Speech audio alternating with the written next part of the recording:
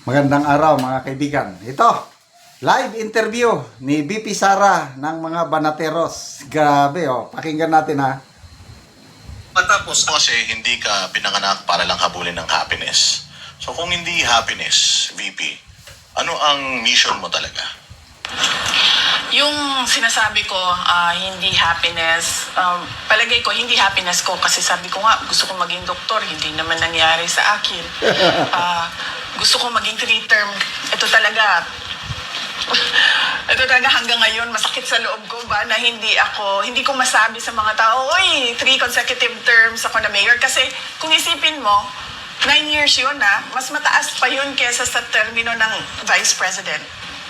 So, yung tiwala ba ng tao na ibalik-balik ka niya doon sa posisyon na yon, parang para sa akin napakalaking accomplishment bilang isang tao. So, hindi pa rin. Wala pa rin sa akin.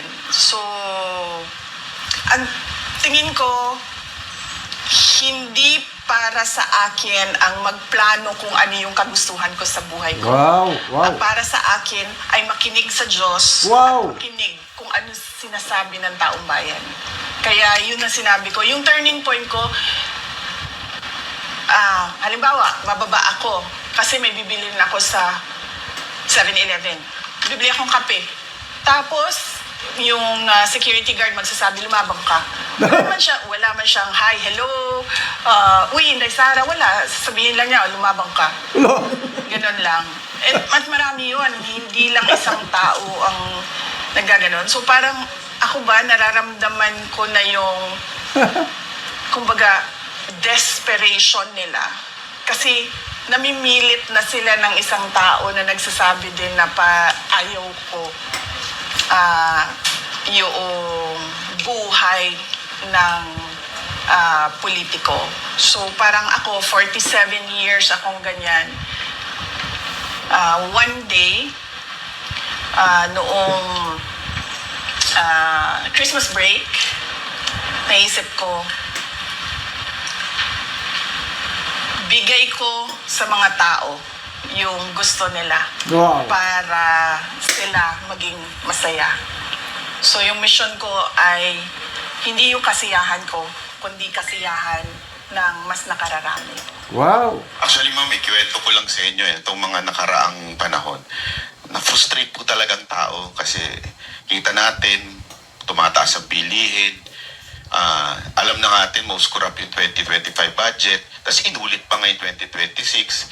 Lahat ng tao, tapos nagrarally, pero wala naman nangyayari.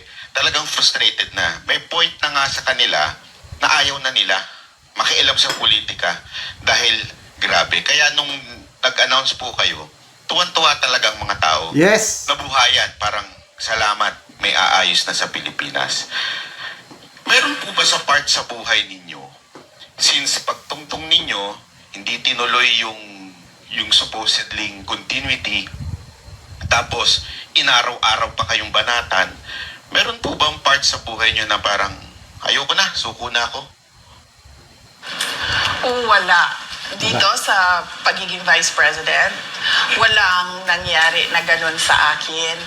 Kasi ang pinanghahawakan ko, yung bumoto sa akin Yung 32 million na mga Pilipino na bumoto sa akin, na kapag sumuko ako, parang sila yung sumuko, parang napahiya sila. So, Wow. hindi ko gagawin yon. Kaya ako, noong binabanatan na ako, hanggang ngayon binabanatan pa rin ako, hindi talaga ako susuko. Kaya nga, di ba, yung iba, sabi nila na magre-resign na ito, or i-impeach ka. Parang sa akin, hindi ako magre-resign. Kung meron kayong impeachment, edi i-impeach ninyo ako. Pero hindi talaga ako aalis kung saan ako nilagay ng mga tao. Kasi tiwala nila yung binigay nila sa Grabe, akin. So, in consideration, yung issue ng pamilya, hindi ba kayo nababahala doon na sa deklarasyon nyo na ito, pwedeng mawalan kayo ng time with your family?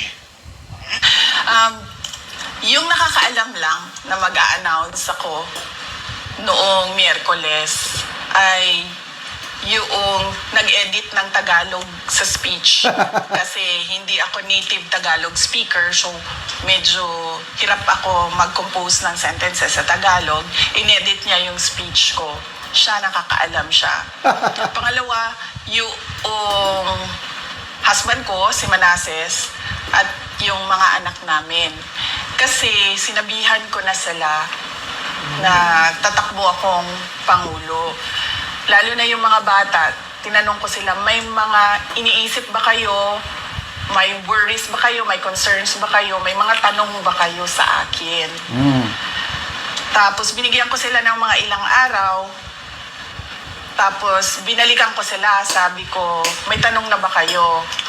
Tapos pinag-usapan namin. Tapos binasa ko sa kanila yung speech noong Martes ng gabi. Wow. Pinasa ko sa kanila yung speech at tinanong ko na naman sila ulit, meron ba kayong tanong sasabihin ko bukas? So alam na nila. At nasanay na rin sila sa nakaraan na 2.5 years na vice president ako na ano talaga, minsan nandyan, minsan wala. Tapos dumagdag pa yung nangyari kay dating Pangulong Rodrigo Duterte.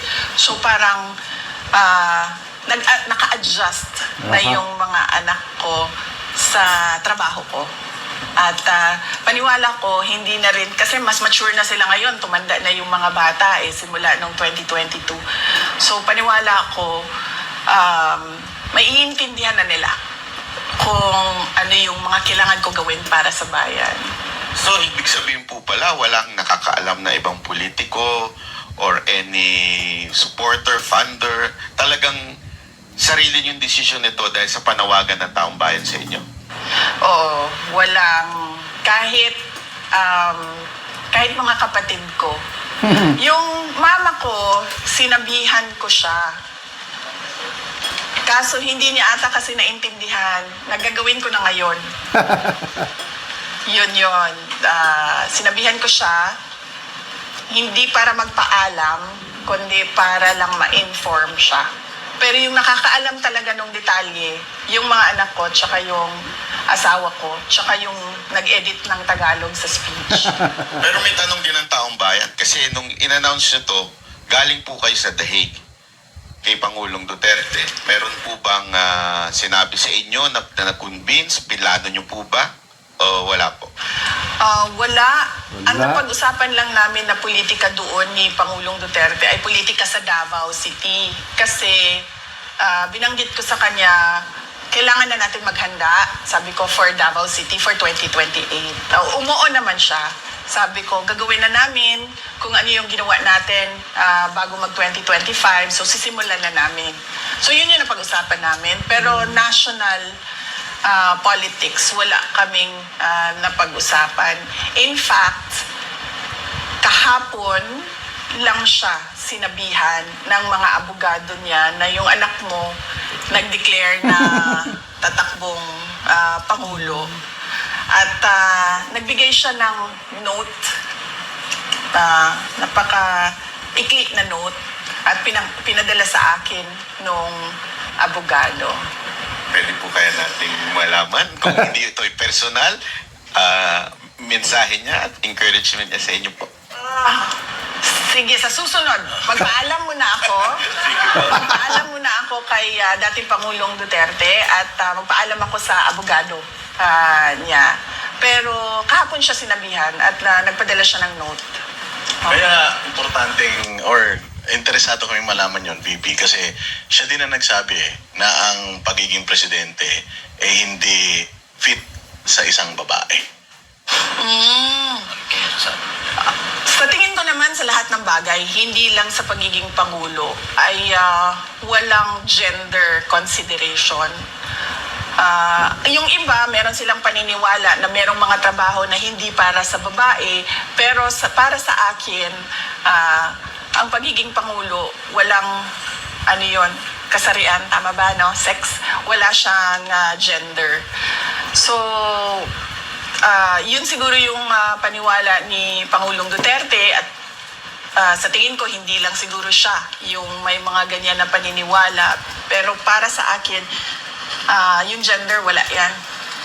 Nasaan yan? Okay. So, salamat dito sa Banateros na ano. So, yung susunod pang tanong pag-usapan, i-vlog ko rin mamaya.